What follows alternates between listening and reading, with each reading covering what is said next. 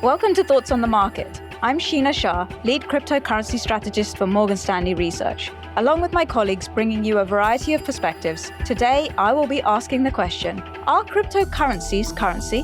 It's Thursday, March 31st at 2 p.m. in London.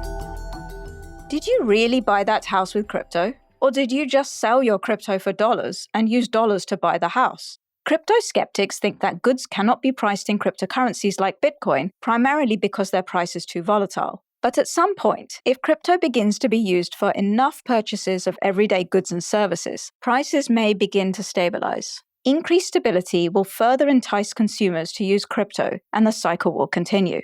The question has always been, will this virtuous cycle ever begin? The answer is now clear. It has already begun. Here are some examples.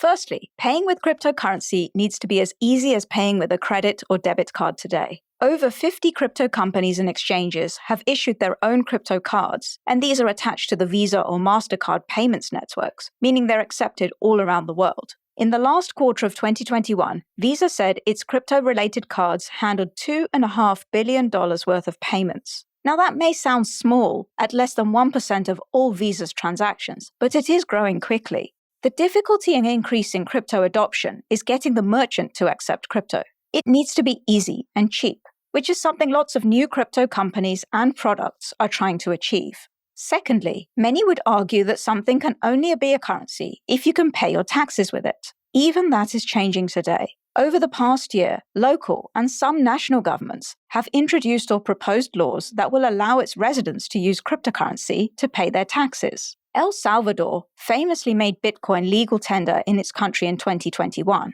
In the past week, Rio de Janeiro announced it will become the first city in Brazil to allow cryptocurrency payments for taxes, starting next year. It isn't just emerging economies, though, that are trying to attract global crypto investors. The city of Lugano in Switzerland has teamed up with Tether, the creator of the largest stablecoin, a type of cryptocurrency that's kept stable versus the US dollar, to make Bitcoin and two other cryptocurrencies de facto legal tender.